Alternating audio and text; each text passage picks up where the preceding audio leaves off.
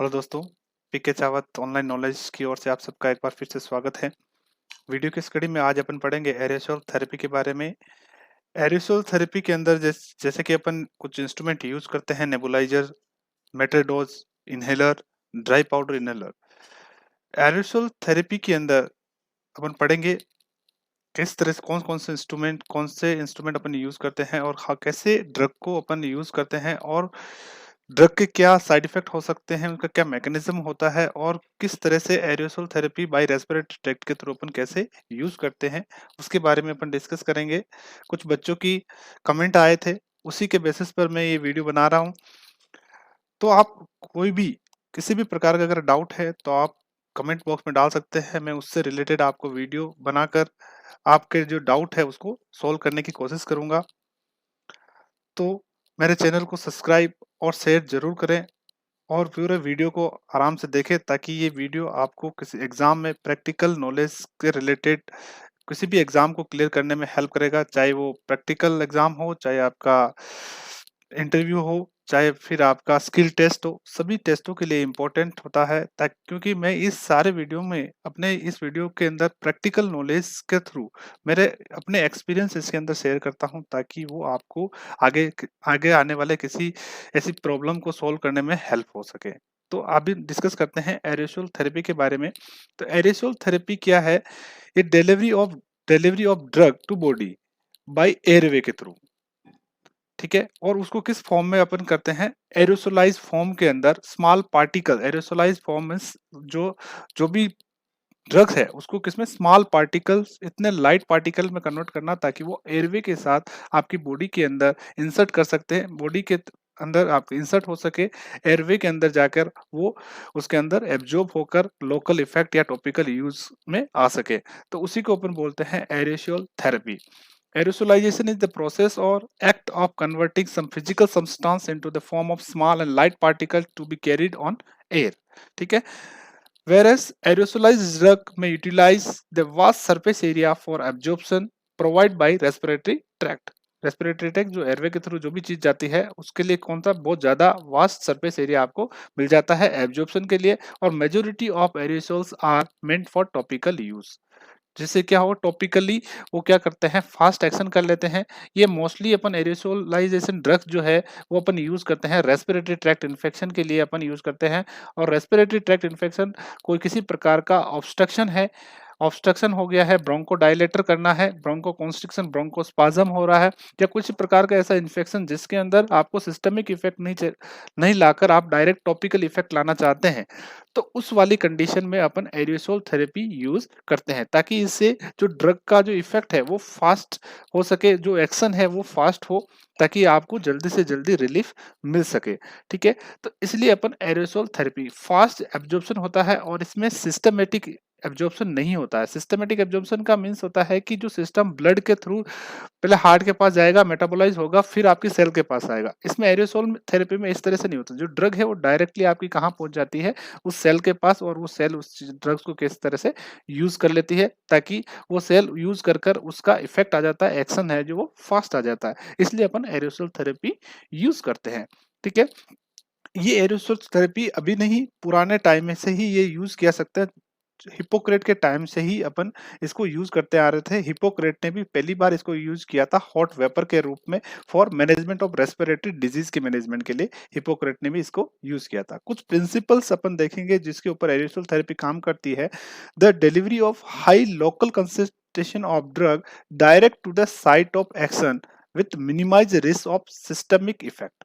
क्या करता है, सिस्टमिक इफेक्ट के रिस्क को क्या करता है, ये मिनिमाइज करता है और हाई लोकल कंसंट्रेशन इसके अंदर अपन डिलीवर्ड करते हैं। ध्यान रखिएगा, high local concentration. This is achieved with much lower dose compared to the what may be required for systemic administration for equivalent therapeutic response। therapeutic response आने के लिए जितनी सिस्टमेटिक डोज चाहिए होती है उससे बहुत ही कम डोज आपको इस एरोसोल थेरेपी के अंदर जरूरत पड़ती है और उसका जो इफेक्ट है बहुत ही अच्छा इफेक्ट अपने को यहाँ पे देखने को मिलता है। The commonest aerosolized drug are the bronchodilator and anti-inflammatory agent used for obstructive airway disease such as asthma, chronic obstructive pulmonary disease के लिए अपन यूज करते हैं। इसका जो एक्शन है वो रैपिड एक्शन होता है, रैपिड ऑनसेट ऑफ एक्शन इसका देखने को मिलता है।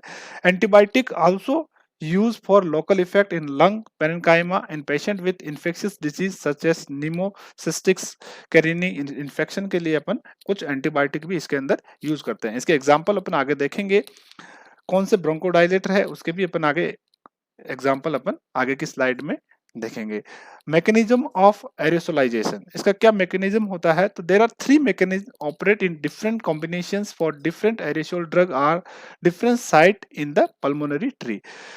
जिस तरह का एरोसोल फॉर्म होगा, एरोसोल मतलब जिस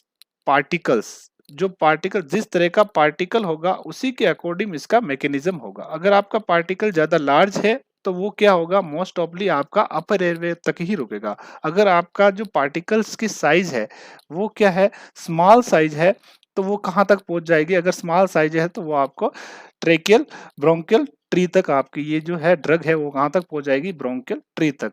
और अगर पार्टिकल की साइज है, एरोसोलाइज जो एरोसोल पार्टिकल है उसका अगर साइज लार्ज है तो वो आपका मोस्टली कहाँ रुक जाएगा, आपका ओरल कैविटी के अंदर। तो अपना मेन मोटो होता है कि जो आपकी ड्रग है वो कहाँ तक पहुंचे, ब्रोंकियल ट्री तक, ताकि वो पूरे लंग्स के जो इन्फेक्शन है और जो ब्रोंकस है वहां तक ये पहुंच सके। तो उसके लिए 3 मैकेनिज्म काम करते हैं। पहला मैकेनिज्म जो है इनर्शियल इंपाक्शन।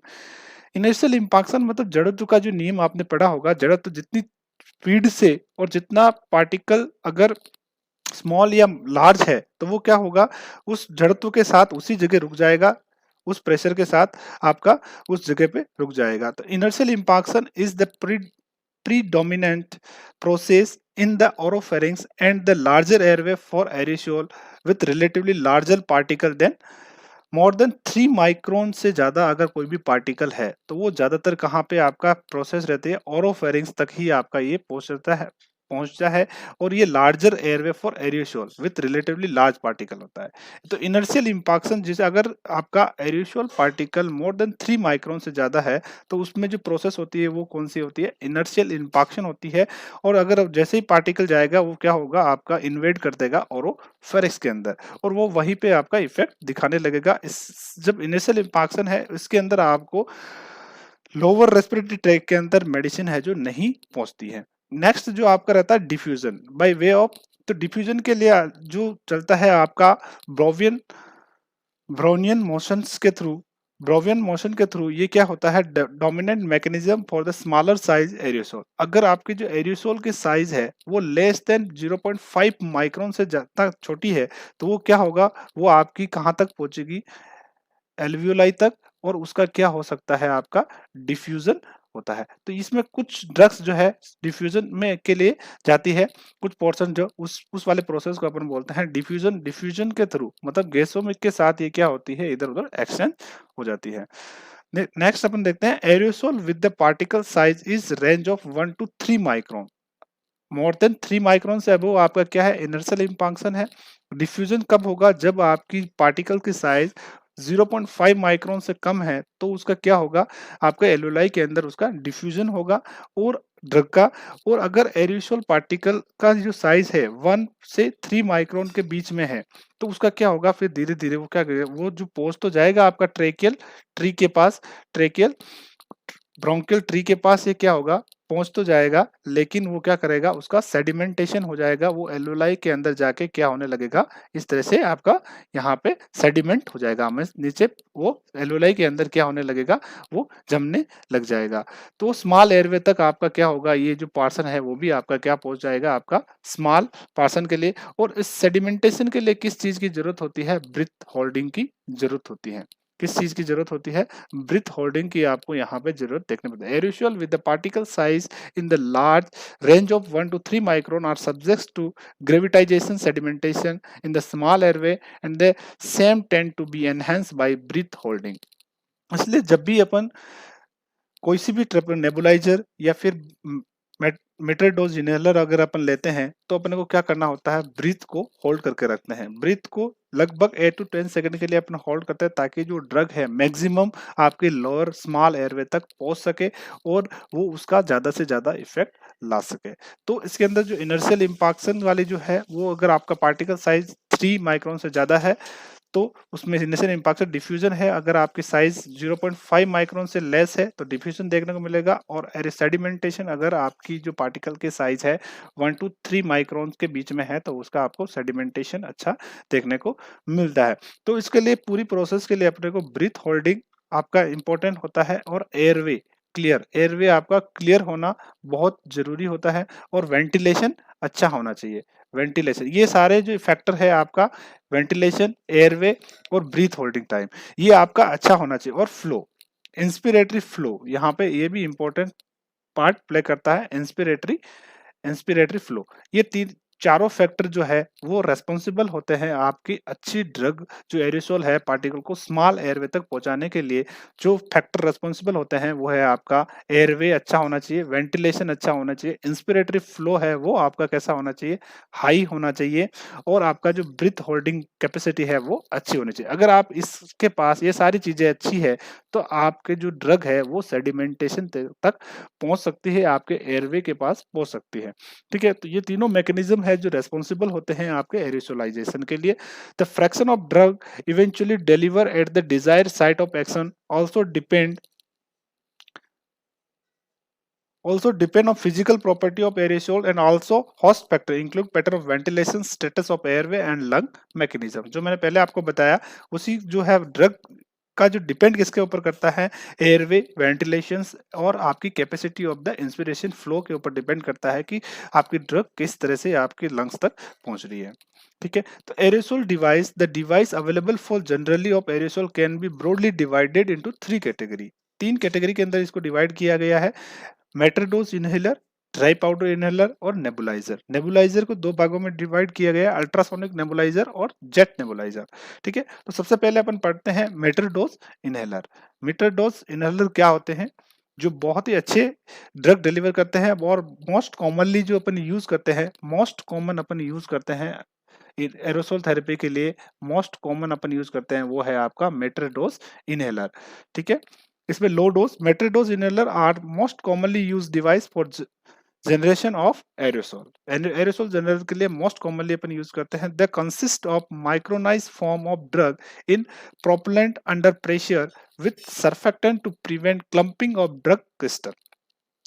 ये जो आपके जो मेट्रोडोज इनहेलर होता है उसके अंदर क्या होता है, जो एक कैनिस्टर आता है, एक बोतल होती है जो जो एक प्लास्टिक प्लंगर के ऊपर फिक्स होती है। इस तरह से आपकी एक बोतल है जो कि होती है, ये इसके ऊपर एक प्लास्टिक प्लंगर इस टाइप का आपको देखने को मिलता है।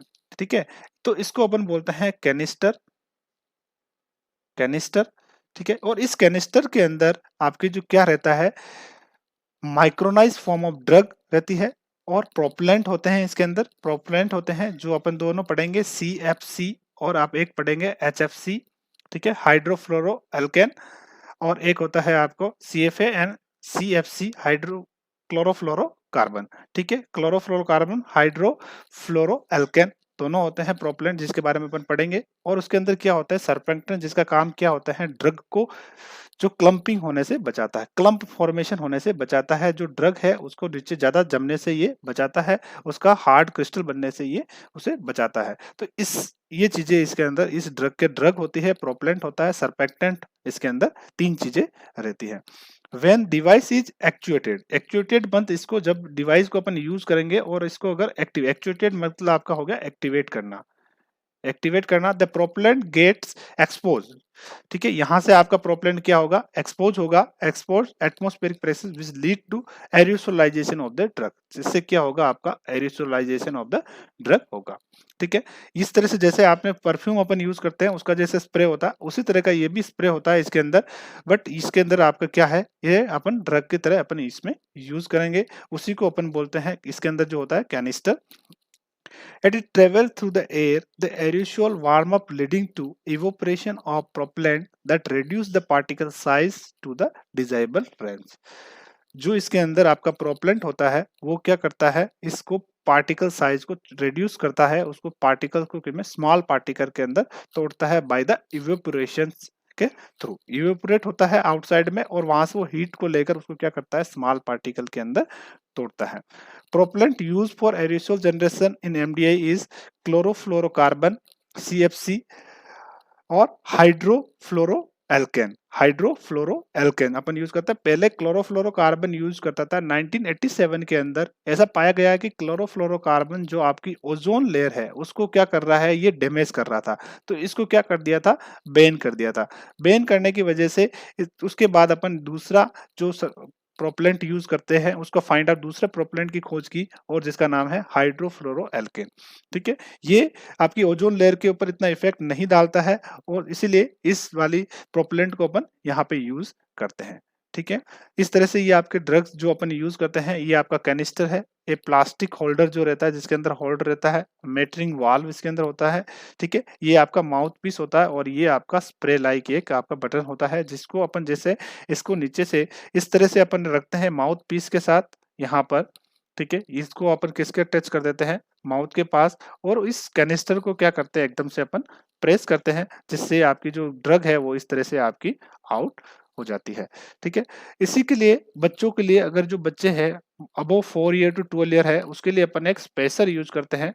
इसके क्या इफेक्ट होता है, इसके क्या यूजेस है, वो भी अपन आगे देखेंगे। और अगर बच्चे 4 साल से छोटे हैं तो उसके लिए अपन क्या यूज करते हैं, spacer with mask upon use करते हैं। अगर बच्चे 4 साल, इंपॉर्टेंट एग्जाम पर्पज के लिए बहुत ही इंपॉर्टेंट है कि अगर बच्चे पीडियाट्रिक पेशेंट है 4 ईयर से ज्यादा कम है तो उसके लिए जो अपन क्या यूज करना बेटर रहता है, फेस मास्क विथ स्पेसर के साथ अपन क्या यूज करेंगे, मेट्रोडोज इनहेलर। और अगर 4 साल से 12 साल के बीच में है तो अपन सिर्फ क्या यूज करें, स्पेसर, इसको बोलते हैं स्पेसर, जिसमें क्या ज्यादा स्पेस मिलता है। और ये जो एयर है, इस जो आपकी ड्रग है वो किस में रहती है, स्टार्टिंग में वापस आपकी किस में रहेगी, इसके अंदर रहेगी, वो एयरवे के अंदर, बाहर की एयर के अंदर नहीं जाएगी और इसके अंदर रहेगी, ताकि आप क्या कर सकते हैं, इसको आराम से इसको बाहर अपन डीप ब्रीथ लेकर इसमें जितनी ड्रग है उसको अपन अंदर ले सकते हैं। तो इसके लिए क्या होता है, वैसे जब भी अपन ये वाला कैनिस्टर यूज करते हैं तो इसके लिए अपना कोऑर्डिनेशन होना बहुत जरूरी होता है। कोऑर्डिनेशन का मतलब होता है जब जैसे ही आपने इसको एक्चुएट किया, एक्चुएट करने के बाद आपका जो इंस्पिरेशन है वो आपका अच्छा होना चाहिए। एक्चुएट होने के बाद अगर आपका इंस्पिरेशन अच्छा है तो इस एक्चुएशन और इंस्पिरेशन का कोऑर्डिनेशन अगर आपका सेम है तो ये अच्छे ड्रग क्या यूज करेगा, 90% ड्रग क्या करेगा आपका इसके अंदर आपकी डिलीवर हो जाएगी। लेकिन अगर आपका कोऑर्डिनेशन अच्छा नहीं है तो ये क्या होगी, ड्रग डिलीवरी के अंदर रुकावट पैदा हो सकती है। ठीक है, the difference between CFC and HFC। CFC जिस जो है क्लोरोफ्लोरोकार्बन, जो इसके अंदर जो ड्रग यूज की जाती थी वो सस्पेंशन बेस्ड होती है, इसके अंदर सरपेक्टेंट यूज किया जाता था। लेकिन हाइड्रोफ्लोरोकार्बन के अंदर ये हाइड्रोफ्लोरोएल्केन, याद रखेगा ये CFC नहीं है, CF है एल्केन। तो इसको अपन यूज करते हैं, सॉल्यूशन बेस्ड होता है, नो सरपेक्टेंट, अपन इसके अंदर कोई सरपेक्टेंट नहीं यूज करते हैं। इसके जो एरेसोल बनते हैं वो फाइन होते हैं, सॉफ्ट होते हैं एंड स्लो स्पीड में होते हैं। ओरोफेरिंजियल डिपोजिशन लेस होते हैं और लोअर एयरवे डिलीवरी डबल होती है। ये क्या होता है, स्मूथ और सॉफ्ट और स्मॉल पार्टिकल को में तोड़ता है, इसलिए इसका जो आपका जितने स्मॉल पार्टिकल अच्छे होंगे उतना वो आपका लोअर एयरवे के अंदर ज्यादा ड्रग पहुंचेगी। तो इस जब अच्छी ड्रग पहुंचेगी तो इसकी जितनी ड्रग अपन CFC वाले में यूज कर रहे थे उतनी से 50% ड्रग ही आपकी यहाँ पे देखने यूज करने को मिलेगी। तो ये बहुत ही इंपॉर्टेंट चीज हो गया कि इसमें ड्रग वेस्टेज कम हो रहा है, ज्यादा इफेक्टिव आपको ये लग रहा है, अच्छा ज्यादा से ज्यादा आपका इफेक्ट इसके अंदर देखने को मिलेगा, किसमें, हाइड्रोफ्लोरोएल्केन वाले प्रोपेलेंट के अंदर। और जब भी अपन कोई भी किसी भी प्रकार का मेट्रोडोज इनहेलर अगर अपन यूज करते हैं तो ये नोट के रूप में अपन दीजिए। एक बार एग्जाम में क्वेश्चन पूछा गया था, इसके लिए इसको मैंने नोट करके आपके इधर लिखा है ताकि इसमें पता चले कि अगर आप different inhale medication are prescribe and one of medication contain glucocorticoid, अगर आपकी मेट्रोडोज इनहेलर के अंदर ग्लूकोकोर्टिकोइड का कोई मेडिसिन है तो administer the bronchodilator first then corticosteroid second. पहले अपन क्या यूज करेंगे, ब्रोंकोडायलेटर यूज करेंगे, उसके बाद क्या यूज करेंगे आप, कॉर्टिकोस्टेरॉइड अपन यूज करेंगे। ठीक है, बी पहले आता है, सी बाद में आता है, तो ब्रोंकोडायलेटर पहले अपन यूज करेंगे, सी बाद में यूज करेंगे, मतलब कॉर्टिकोस्टेरॉइड अपन बाद में। सम फैक्ट इसके बारे में और अपन देख लेते हैं। पहली बात तो मैंने आपको बता दी, अगर 2 ड्रग आपकी है और उसके अंदर अगर कॉर्टिकोस्टेरॉइड है, तो सबसे पहले अपन क्या देंगे, ब्रोंकोडायलेटर देंगे। ब्रोंकोडायलेटर बीटा 2 एगोनिस्ट जो होते हैं वो देंगे। उसके बाद अपन क्या यूज करेंगे उसके अंदर, कॉर्टिकोस्टेरॉइड, चाहे फ्लूटिकासोन हो गया, बुडेनोनाइजेसोन हो गया, ये सारे जो है वो वाले क्या होता है आपका कॉर्टिकोस्टेरॉइड है। Metered dose inhaler have been popular because of easy of uses, small and compact size, and the relative cost effectiveness. On the other hand, the commonest error is the usage of MDA is lack of coordination between actuation of device and initiation of inspiration. ठीक है, small and compact size का होता है, easy cost effective होता है, easy to use होता है। एक ही इसका एरर देखने को मिलता है कि इसके अंदर आपको कोऑर्डिनेशन की बहुत जरूरत होती है। अगर आपकी कोऑर्डिनेशन अच्छा है तो ये एरर नहीं होगा, बहुत अच्छे से आपकी ड्रग डिलीवर हो जाएगी। Even with the best technique, only 10 to 20% of total drug make it to large airway and only 5% of drug reach the small airway. अगर कितना भी अच्छी टेक्निक से अपन यूज करते हैं तो भी इसमें से 10 to 20% जो टोटल ड्रग है वो आपका लार्ज एयरवे में रहती है, और 5% ड्रग कहाँ पहुंचती है आपकी स्मॉल एयरवे में। To prevent undesirable layering of medication, it is imperative to set the canister between each actuation. ठीक है, it is important to keep in mind that MDI may continue to deliver the aerosol even after drug is finished. This aerosol consists only of propellant at this time. Each actuation of aerosol device lead to cooling of content temporary. A 30 to 60 second pause between actuation is recommended, so is allow device to rewarm at predictable of aerosol produce it poor when content are cool. ठीक है, इसको जो आपको 30 to 60 second के लिए आप क्या करेंगे, ब्रीथ को होल्ड रखेंगे, या फिर 30 सेकंड का इसके बीच में क्या रखना है, अपने को होल्ड रखना है। क्योंकि जब भी अपन एक बार लेते हैं तो वो क्या हो जाता है आपका एकदम कूल होता है, तो उसको वापस रिवार्मिंग होने के लिए आपको क्या रखना पड़ेगा, उसको जो रिवार्मिंग करने के लिए अपने को 30 से 60 सेकंड का टाइम देना जरूरी होता है। स्टेप 4 यूज किस तरह से अपन यूज करते हैं, जब आपका जो मेट्रोडोज इनहेलर है उसको अच्छे से पहले सेक करना है। ठीक है, उसके बाद कैसे अपन यूज करेंगे, अपन दोनों तरह से यूज कर सकते हैं। 1 to हाफ इंच या 5 सेंटीमीटर जितना अपन दूर माउथ से लिप से दूर रखकर भी अपन इसको यूज कर सकते हैं, और अपन डायरेक्टली माउथ के अंदर डाल के भी अपन इसको आराम से यूज कर सकते हैं। दोनों टेक्निक के बारे में अपन पढ़ेंगे। तो देखिएगा, सेक द कैनिस्टर, सबसे पहले तो पहला काम हो गया। Hold the canister upright position में रखना है। Gently exhale functional residual capacity, do not exhale the residual volume. एक सबसे पहले आराम से सांस लेना है अच्छा सा। Place the mouthpiece in mouth between teeth, या तो ये कर सकते हैं, एंड क्लोज लिप, और keep the same 5 centimetre in front of the mouth open. या तो आप क्या कर सकते हैं, उसको लिप्स के साथ क्लोज कर सकते हैं, या फिर आप 5 centimetre front of the mouth open इसको रखना है। उसके बाद विथ इनिशिएशन ऑफ इनहेलेशन, आपका जो क्या करना है, इनहेलेट करना है, सांस अंदर की तरफ डीप ब्रीथ लेना है। एक्चुएशन द कैनिस्टर, जिस तरह एक्चुएट किया आपने कैनिस्टर को, आपने प्रेस किया, उसी टाइम आपको क्या करना है, प्रेस करने से पहले आपको क्या करना है, इनहेलेशन चालू करना। With initiation of inhalation actuate the canister. Slowly inhale up to maximum capacity, जितनी आपकी कैपेसिटी है टोटल लंग कैपेसिटी उतना आपको क्या करना है, इनहेल करना है। होल्ड ब्रीथ फॉर 10 सेकंड और as long as possible. Wait for at least 60 second before next puff. ठीक है, in breath activated MDI, it activate when inhalation flow reach more than 30 liter per minute. However, a drawback is that the elderly patient may be unable to use this device. पहले क्या, ये तो आपका जो normally जो device आता है, वो आजकल क्या है, नए डिवाइस आने लग गए हैं, ब्रीथ एक्टिवेटेड डिवाइस आ रहे हैं। वो तभी एक्टिवेट होंगे जब आपका inspiratory flow more than 30 litre पर मिनट से ज्यादा है, तो क्या होगा, वो ऑटोमेटिकली एक्टिव हो जाएगा और वो क्या करेगा, अपना स्प्रे कर देगा, ताकि वो पेशेंट को इसमें एक कोऑर्डिनेशन की यहाँ पे जरूरत नहीं। इस कोऑर्डिनेशन की चीज को और कोऑर्डिनेशन वाले एरर को डिप्रेस करने, कम करने के लिए क्या किया, ब्रीथ एक्टिवेटेड मेट्रोडोज इनहेलर भी आजकल मार्केट में मिलने लगते हैं। तो उसके लिए जो प्रेशर चाहिए, मिनिमम जो आपका प्रेशर चाहिए, flow pressure, inspiratory flow pressure, वो कितना चाहिए, 30 लीटर पर मिनट से ज्यादा होना चाहिए। वॉल होल्डिंग चेंबर स्पेसर, ये तो आपका फर्स्ट टाइप हो गया कि ब्रीथ होल्डिंग वाला। दूसरा आपका वाल्व होल्डिंग चेंबर या spacer.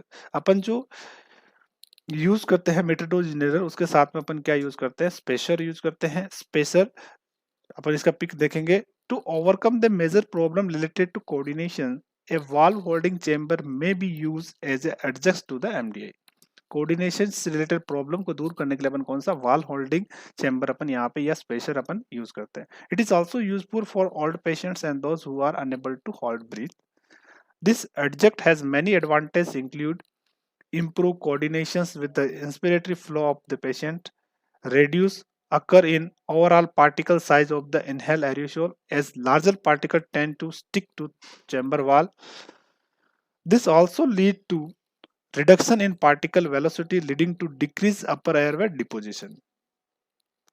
The aerosol must be inhaled immediately after the MDI is discharged into the chamber, and only single actuation should be discharged into the chamber for each inhalation. Following this, the patient should be instructed to breathe in and out for few breaths before actuation another discharge of the MDI. ठीक है, ये चीज ध्यान में रखना है। दूसरा लगने पहले पहले 2-3 आराम से ब्रीथ ले ले, उसके बाद वापस नेक्स्ट पफ उसके अंदर प्रेस करें। The reduced oropharyngeal deposition associated with the use of spacer chamber is an advantage when using corticosteroid metrodose inhaler, as the local adverse effects are then much less likely to occur. ये बहुत ही important जब use करते हैं, जब अपन corticosteroid वाला मेथाडोज inhaler use करते हैं तो उसके अंदर आपका जो स्पेसर है बहुत ही इंपॉर्टेंट रोल प्ले करता है, ताकि वो क्या हो, आपका जो ओरल डिपोजिशन है वो कम होता है। क्योंकि जो लार्ज पार्टिकल होगा वो कहाँ पे रुक जाएगा, आपके स्पेसर के अंदर रुक जाएगा, और जो स्मॉल पार्टिकल होगा वो कहाँ चला जाएगा, आपका डायरेक्टली किसमें, आपके इनहेलेशन के थ्रू। फिर जो लार्ज पार्टिकल है वो आप वापस नेक्स्ट ब्रीथ जब लेंगे तो उसके थ्रू वो क्या हो जाएगा, उसके थ्रू वो प्रेशर के साथ वापस आपका कहाँ जाएगा, लोअर एयरवे ट्रैक में चला जाएगा। तो उससे क्या होगा, जो आपका ओरोफेरेंजियल जो डिपोजिशन है वो डिक्रीज हो जाएगा। कॉर्टिकोस्टेरॉइड के साथ एक बहुत ही इंपॉर्टेंट साइड इफेक्ट देखने को मिलता है कि इससे क्या होने लगता है, ओरल थ्रस। अगर ये ओरोफेरेंजियल एयरवे के अंदर अगर आपका ओरल एयरवे में डिपोजिशन ज्यादा हो रहा है, डिपोजिशन हो रहा है, तो ये क्या करता है, आपका ओरल थ्रस कोज करता है। क्या कोज करता है, ओरल थ्रस या ओरल कैंडिडियासिस कोज करता है। इसलिए इसको स्पेसर अगर अपन यूज करेगा तो ये मिनिमाइज इसका साइड इफेक्ट देखने को मिलेगा। और अगर आप विदाउट स्पेसर यूज कर रहे हैं कॉर्टिकोस्टेरॉइड के साथ, तो बाद में जब भी आप कॉर्टिकोस्टेरॉइड यूज करते हैं तो उसके बाद अपन क्या करना है, माउथ को क्या करना है, रिंस करना है। माउथ को क्या करना है, रिंस करवाना है पेशेंट का।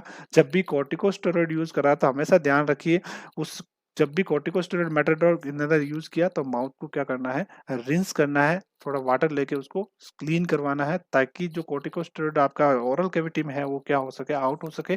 और उसकी वजह से जो साइड इफेक्ट है ओरल थ्रस, और वो इन्फेक्शन को लीड करता है, वो इन्फेक्शन भी कोज करता है, क्योंकि कॉर्टिकोस्टेरॉइड क्या करता है, इम्यूनिटी को कम करता है, तो वो आपके अपर रेस्पिरेटरी इन्फेक्शन भी कोज करता है। इसलिए अपन क्या करते हैं, माउथ को रिंस करना होता है। और इस डिपोजिशन को कम करने के लिए अपन क्या यूज करते हैं, स्पेसर यूज करते हैं, ताकि वो उसकी पार्टिकल की वेलोसिटी भी कम करता है, ताकि आपका जो अपर एयरवे में जो डिपोजिशन है वो डिक्रीज हो जाए और लोअर एयरवे का जो डिलीवरी वो अच्छी हो। तो ये स्पेसर का बहुत ही इंपॉर्टेंट आपका रोल प्ले करता है यहाँ पर, जो मैंने अभी पढ़ा। Holding chamber are also not totally free of problem. Patients should be instructed to dry chamber using non-static cloth or